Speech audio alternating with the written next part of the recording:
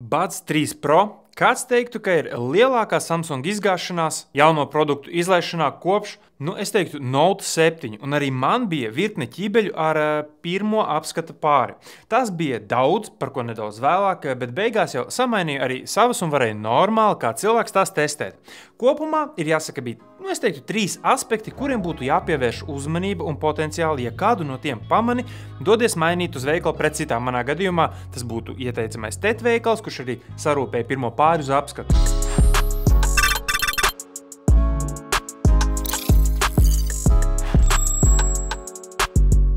Šādi izskatās Galaxy Buds 3 Pro kārbiņa, un šādi izskatās visu galveno konkurentu kārbiņas. Un šīm austiņām ir gūzma izdevušos lietu un pietiekami daudz lietas, kuras, es teiktu, nepārliecina testēšanas periodā, īpaši varbūt arī ņemot vērā to, kāds bija pirmais pāris. Tad par visām pēc kārtas. Man reāli patīk to dizains. Kaut kas jauns. Jā, kārbiņa izskatās kā pilnīgi jebkurām 20 eiro austiņām, tomēr uzbūves kvalitāte ir laba. Un kas ir forši, ir tas, ka ir caurspīdīgs vāciņš, lai varētu redzēt, austiņas ir ielikts iekšā vai nav. Kārbiņa pati par sevi lādējas bezvados vai ar USB-C vadu, un priekšā ir LED indikators, lai paziņotu par uzlādes vai savienojuma statusu. Pašas austiņas ir ar netipisku kātu, tās ir tādas, es teiktu, 3 stūra, un kātiņā ir ielikta LED strīpiņa, lai tā vēl pildītu papildus funkcijas, bet tās tāpat pa īstam nevar piekonfigurēt. Būtu jau bijis stilīgi, ja tās būtu, piemēram, RGB ar maināmām krāsām vai dažādām funkcionalitātēm, kuras izmantot, bet iespējams, ka ar laiku kaut kas tāds būs pieejams ar kaut kādiem sistēmas atjauninājumiem. Austiņas pārvalda gan ar spiedieniem, gan vilkšanu pa kātiņu, un lai arī sākumā man šķita, ka tas būs nērti pie šī jaunā dizaina, jo es personīgi arī mūždien cīnos ar to, ka tie kātiņi, kur ir jāpiespiež, parasti gļuko, īpaši uz pirmo pieskārienu, bet šīm novēroju, ka pirmkārt ir ērti spaidīt šādu dizainu kātiņus, vispār nekādu problēmu, un otrkārt es sapratu, kā tam būtu jāstrādā, jo ir daži citu ražotāju modeļi, kuri nespēj to tik labi, respektīvi pirmoreiz tu piespied un tu nesaproti, piefiksējās vai nepiefiksējās. Šīs dizains austiņām pats par sevi paģēr, ka nebūs daudz pieskārienu vadības, tīri dēļ izvēlētā dizaina valodas, bet kaut kā viss kopā likās pietiekami organiski un dabīgi ar spiešanu, vilkšanu un tā tālāk. Austiņas ausīs jūtas precīzi tāpat kā jebkuras šāda tipa austiņas.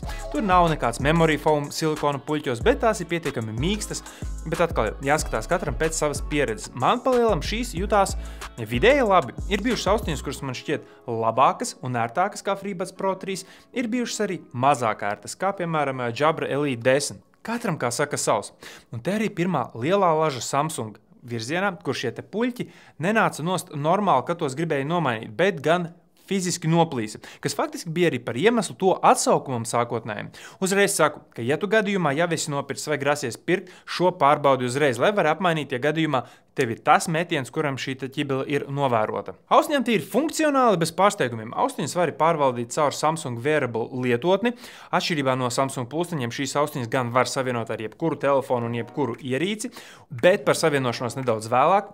Izvēle ir vienkārša, iespēju nav pārlieku daudz, bet kopumā Samsung ekosistēmā esot, ir ļoti ērti pārvaldīt, un vairākās vietās vienlaicīgi var pārvaldīt pulkstenī caur widgetu telefonu virspusē, caur pašu lietotni ļoti ērti un pārdomāti. Citās ierīcēs gan ir standarta pārvaldīšana, tiesa bez papildus noderīgajām featurām, kuras ir pieejamas Samsung Wearables lietotnē.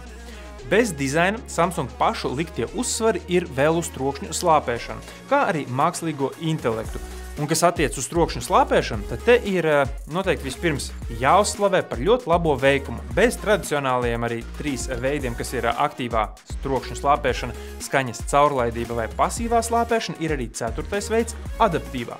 Tā tiesa man personīgi nelīdz galam patika. Kā nepatika? Tad bija lietas, kuras novēroju, vismaz pirmajā modelī totāli nestrādāja, šajā jau strādā krietni labāk, bet es pieļauju, ka tas tiešām bija mana pirmā modeļa jautājums, jo apjautājoties apkārt, nevienam citam tas netika novērots. Un es pat nezinu, kā to lai aprakstu, un es ieslēdzu to režīmu, un tad ir tāda, švīkāšanās skaņa, un tā kā roka berzātos gar mugursomu ejot. Un tad es to pamanīju arī sēžot, stāvot, ejot.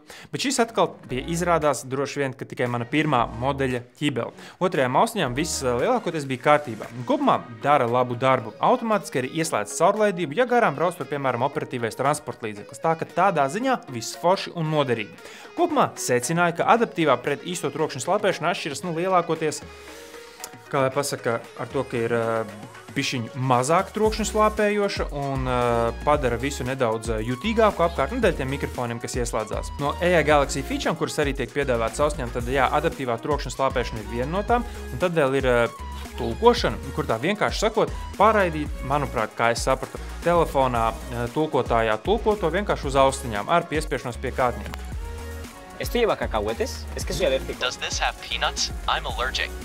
I can make it without them. Puedo hacerlo sin ellos. Bet tā kā tā vēl joprojām atbalsta lielākās valodas, un šo es konsekventi nevarēju vairākas reizes pēc kārtas notestēt, tad īsti arī nebūs ko nodemonstrēt.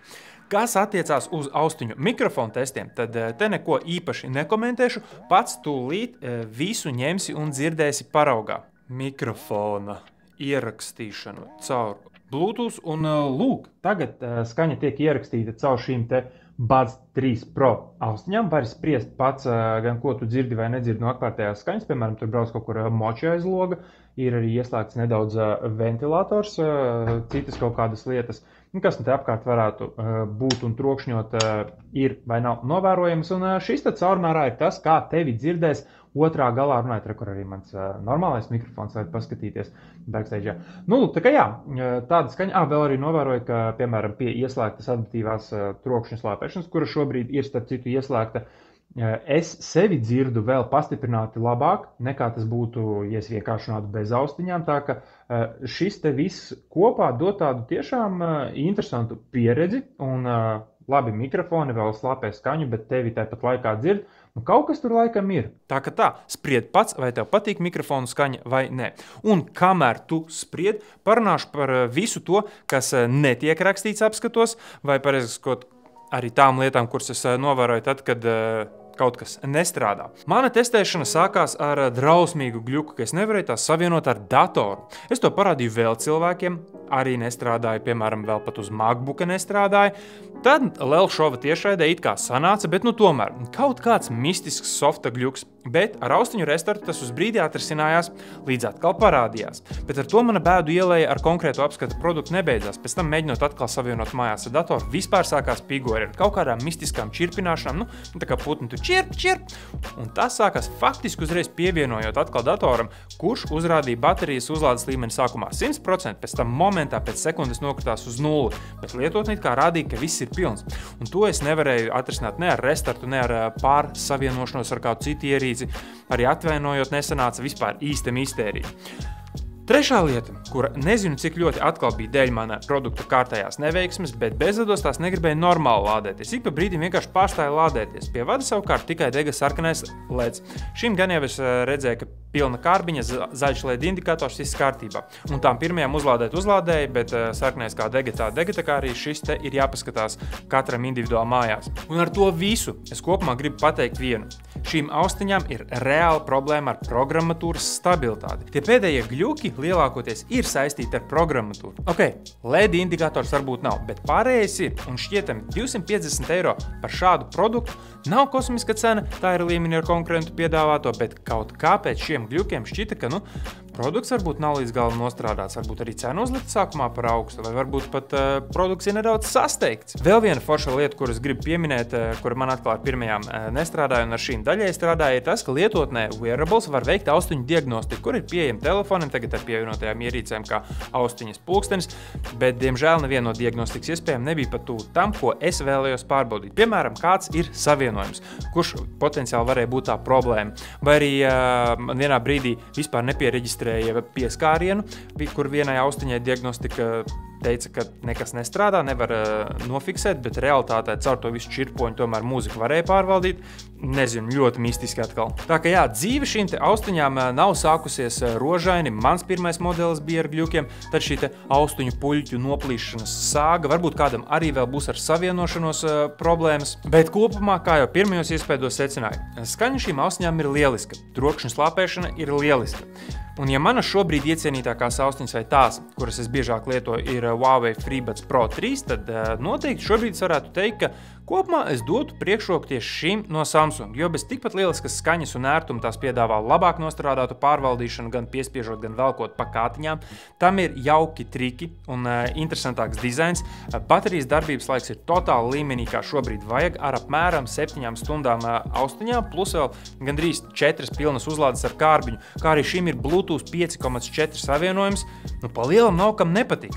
Tā ka, jā, tādas lietas par šīm te Galaxy Buds 3 Pro. Lūdzu, ņem vērā lietas, kuras es minēju, kuras jāpārbauda, lai tava lietošanas pieredze ir tikpat laba, kā man bija ar jau strādājošām, un nav tik slikta, kā man bija ar tām nestrādājošām. Paldies, ka noskatījies šo video, un mēs ar tevi tiekamies jau kādā no nākamajiem video. Atā!